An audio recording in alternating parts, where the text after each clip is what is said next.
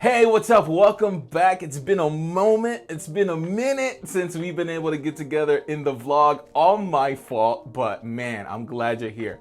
If it's your first time, I'm still glad you're here. Welcome to the new series entitled, Can I Ask You a Question? Today's question, are you ready for this? Stick with me. Do you feel valued in the position that you have at the church that you're serving? As a pastor, as a worship leader, as a staff member, as insert title here. Do you feel valued? Do you feel like you're bringing value to the organization that you're serving? Now, this is a conversation for the ones that spend more time at church than they do at home, at work, with their family. I'm talking about your life is in that building, trying to push the vision of your pastor, of the organization. This is the conversation for you. Have you ever gotten pulled into an office or called on the phone to be asked about your loyalty? You know, you feel like you serve for weeks and weeks at a time. You serve for months at a time. Like when someone thinks of the soundboard, or someone thinks about a microphone, or someone thinks about a committee, the first person they think about is you, because you're so good at what you do. But the moment that you say you need a break, they ask you, are you still committed? Before they ask you about your spiritual condition. I know too many leaders that have a one-sided relationship. Pastor only calls you when he needs something, and it doesn't go any further than that. And you're always the one to get it done. That's why he only calls you. There's so many relationships where they just assume that you're okay, but it doesn't go anything further than that. We can be just as dry as possible on the inside, but nobody will ever know, because we know how to play the game. We're so tied into what we're doing, the ministry that we're doing, or whatever the case may be. Insert your situation here. Do you feel appreciated? It's one thing for somebody to tell you that they appreciate you. It's another thing to show you that they appreciate you. They pour into you. They spend time with you. They ask you questions. They want to get to know you because they value what you bring to either their life or to the table. That's real appreciation. Discipleship is appreciation. I believe that a lot of people that have acted out in frustration is because there is an imbalance between discipleship and the demand that's being placed on them. Are you frustrated right now at home under quarantine because one, you can't serve, and two, no one's reached out to you to ask you how you've been? Unless it's, hey, do you think you can do this for us this Sunday online? Hey, I want to read something with you. Can I do that? I mean, I have to read it. I didn't memorize it.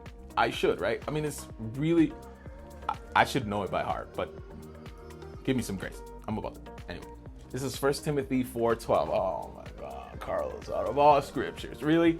Just listen. It's in the Passion Translation. Don't be intimidated by those who are older than you, those that are seasoned, those that have been in the church forever, the ones that are comfortable with doing things the way that they always been, the ones that look like they have a little success, and now they just want to criticize everything and everyone. Simply be the example they need to see by being faithful and true in all that you do. Do you do what you do with the excellence that God gave you? Do you do what you do with the excellence that God provided you with? Speak the truth and live a life of purity and authentic love as you remain strong in your faith. Do you serve out of love, or do you serve because you feel you're a slave to the position that you're in? I wanted to ask you these 3 questions. Number 1, what does your discipline look like? Are you disciplined in your devotion time? Are you disciplined in your prayer and in your finances, even in your family? Or do you blow wherever the wind takes you? That's the first question. In this quarantine time, you get to be selfish and take care of you. Evaluate your spiritual life right now. Evaluate where you are with Christ right now, and start making moves to get even closer. Anytime somebody comes up to me and shares their heart about a situation they're going through at church, or with a leader, or just with the organization, they're just not feeling valued and appreciated at that time, the first thing I ask is, what does their devotional time look like? The reading the word, the prayer time, have you picked up a Devo?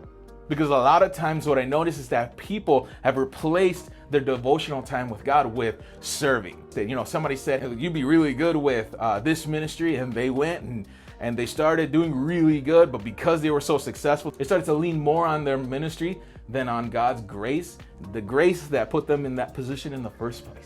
I don't believe that God ordained this virus to plague the earth, but I believe he's using it to get closer to his people. My question is his people listening and drawing near to him? Number 2, do you have a mentor? I love this passage because Timothy, a young pastor, had someone that could pour into him in crazy times. When you have someone that will pour into you no matter what mess you're in, find someone that you can trust. Find someone that's gonna tell you how it is, if you like it or not. Listen, I believe that a mentor that can guide you in this thing is so important. Find someone you admire and start just asking them questions. Don't ask them to mentor you, because the first thing they're gonna say is no, but start asking them questions that are gonna bring value to your life.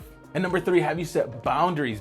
Respect boundaries. You're not gonna let anybody speak about you or your family in a certain way. There has to be a level of respect. Boundaries for your time. I'm not gonna spend X amount of time at church or at an organization and take away time from my family, because at the end of the day, you'll have to sit back and evaluate, did you spend your time wisely, or do you have nothing to show for it? I want to throw a bonus one in there. Number 4, is it time to go? You found a mentor. You brought in different perspectives. You've done everything that I've asked you to do, but you still feel the same way. Have you outgrown your church? Has your church outgrown you? Is it time to ask God to move you to a place that needs you? Hey, I love spending this time with you. And if you say, Carlos, you just described my life, then I want to talk to you. DM me. I'll pray with you and let's have more conversation, because there's so much to cover. I couldn't do it in this one video.